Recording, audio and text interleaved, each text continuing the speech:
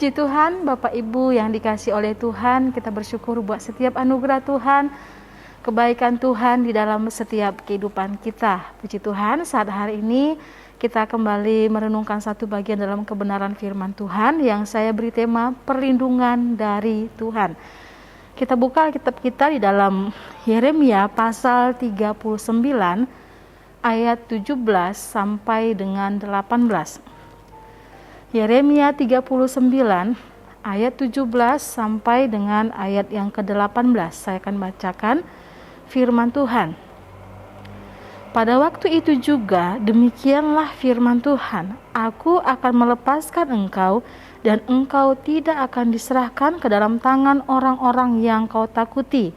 Tetapi dengan pasti aku akan meluputkan engkau tidak akan rebah oleh pedang, nyawamu akan menjadi jarahan bagimu, sebab engkau percaya kepadaku, demikianlah firman Tuhan. Bapak Ibu yang diberkati oleh Tuhan, Tuhan adalah perlindungan yang teguh bagi setiap orang yang percaya kepadanya. Tuhan Allah yang melindungi, Tuhan Allah yang menyertai. Dan janji ini juga diberikan kepada Eben-Melek. Eben-Melek adalah seorang dari kerajaan. Bahkan di sana dikatakan kalau Bapak Ibu baca keseluruhan ayat ini, dia berasal dari Ethiopia. Dia bukan orang Yehuda.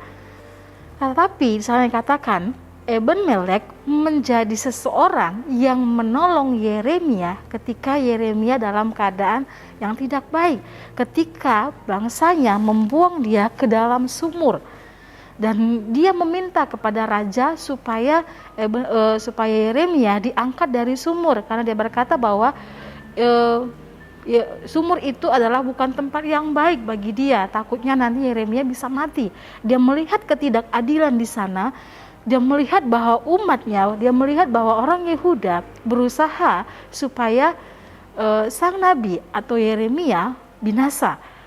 Bapak Ibu yang diberkati oleh Tuhan, Tuhan memakai Eben-Melek untuk menolong Yeremia. Apa yang kita bisa renungkan dari sini? Bahwa perlindungan Tuhan kadang datang dengan cara tak terduga.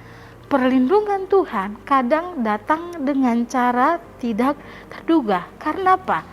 Eben-Melek bukan orang Yehuda, tetapi ketika dia melihat ketidakadilan, dia berusaha untuk menolong Yeremia. Dia yang bukan dari bangsanya, dari bangsa Yeremia sendiri, tetapi dia Tuhan pakai untuk menyatakan perlindungannya kepada Yeremia. Tuhan memakai seorang yang asing. Tuhan memakai seseorang yang bukan dari Yerusalem, bukan dari Yehuda untuk menolong umatnya, untuk menolong hambanya, yaitu Yeremia.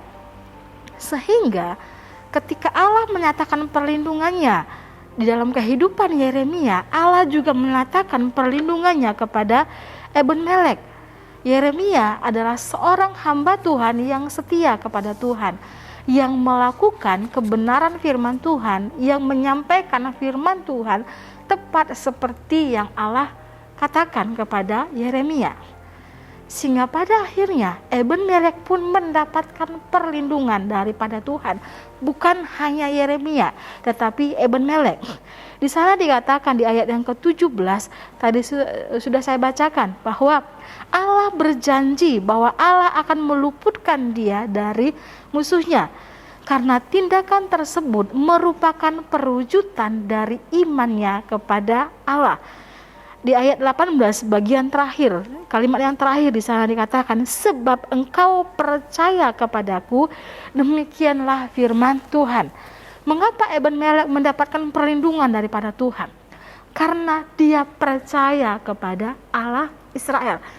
Karena dia percaya kepada Allah yang disembah oleh Yeremia.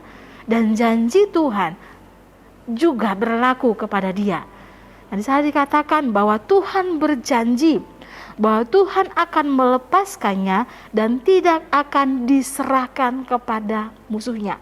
Inilah perlindungan yang didapatkan oleh Eben-Melek.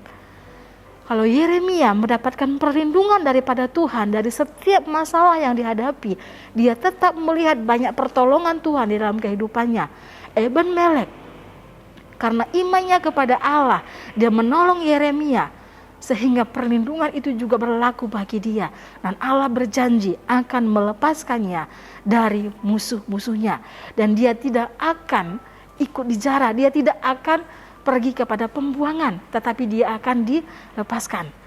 Bapak Ibu yang diberkati oleh Tuhan, perlindungan Tuhan pun di dalam setiap kehidupan kita kadang datang dengan cara yang tidak terduga.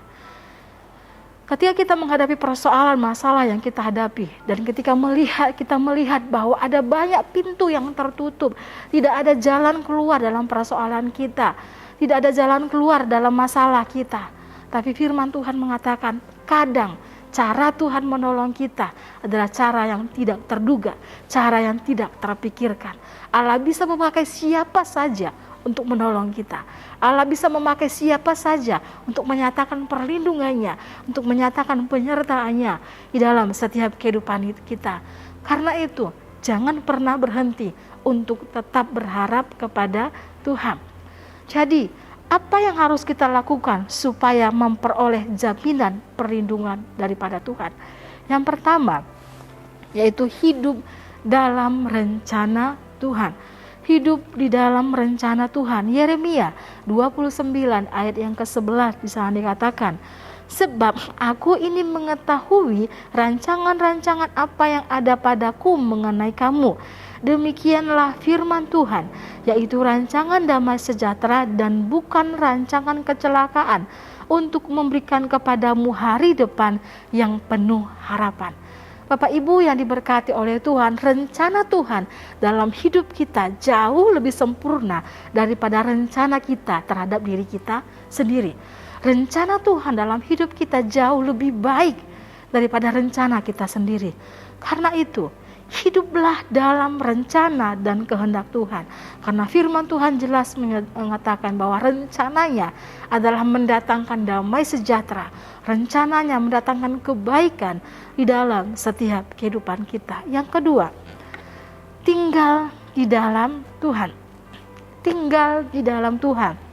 Di dalam Filipi pasal 4 ayat yang ke-13 di sana dikatakan, segala perkara dapat kutanggung di dalam Dia yang memberi kekuatan kepadaku.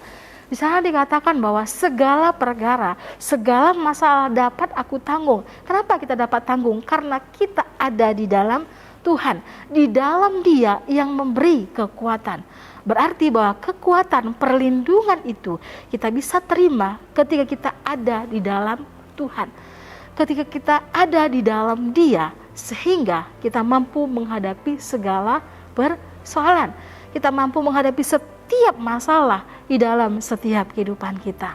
Bapak Ibu yang diberkati oleh Tuhan, untuk menerima perlindungan Tuhan, tetap hidup dalam rencana Tuhan dan tinggal di dalam Tuhan. Jangan pernah berusaha untuk keluar dari Tuhan, tetapi biarlah kita tetap memiliki kerinduan untuk hidup di dalam Tuhan. Yang ketiga, hidup melakukan firman Tuhan.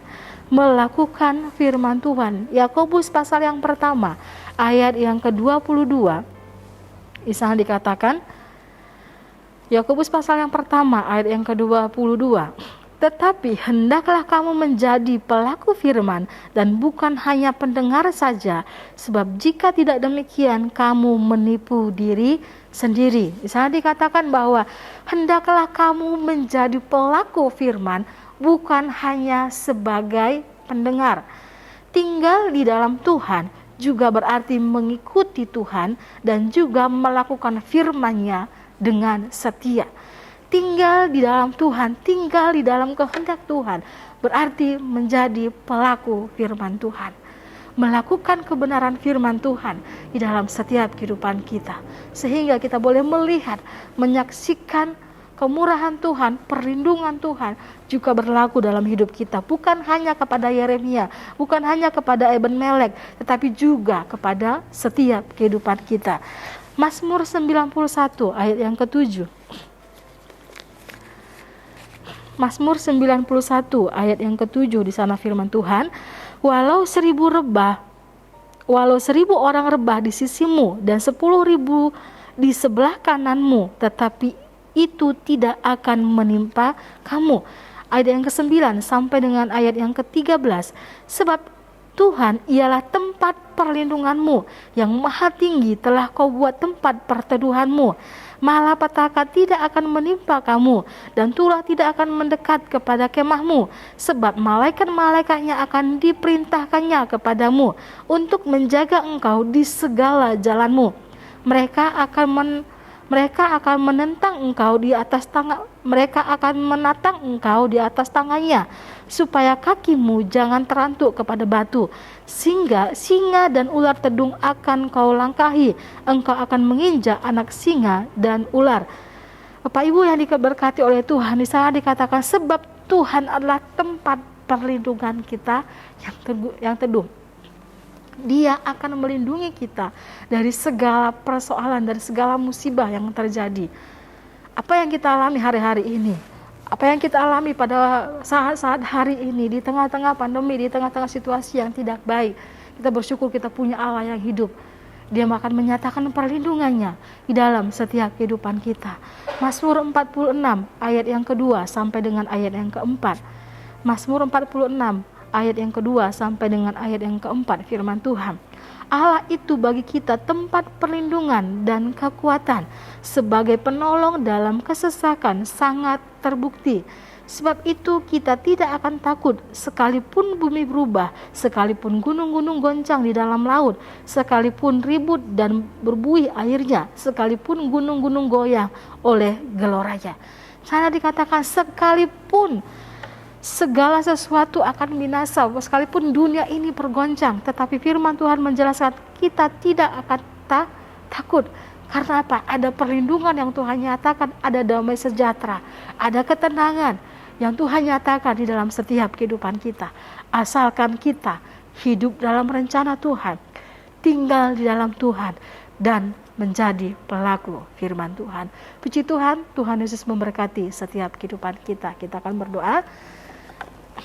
Terima kasih Tuhan buat setiap anugerah-Mu di dalam setiap kehidupan kami. Kami bersyukur buat firman Tuhan yang boleh kami dengar pada saat hari ini. Biarlah Tuhan Engkau tetap menjadi perlindungan di dalam setiap kehidupan kami. Tuhan yang akan menyertai, Tuhan pelihara seluruh hidup kami. Terima kasih Tuhan, terima kasih Bapa buat firman Tuhan yang boleh kami dengar pada saat hari ini. Materaikan kebenaran firman-Mu di dalam setiap kehidupan kami. Terima kasih Tuhan, kiranya Allah Tuhan Yesus Kristus memberi kepada keluarga GPD El Shaddai Magelang roh hikmat dan wahyu untuk mengenal Dia dengan benar.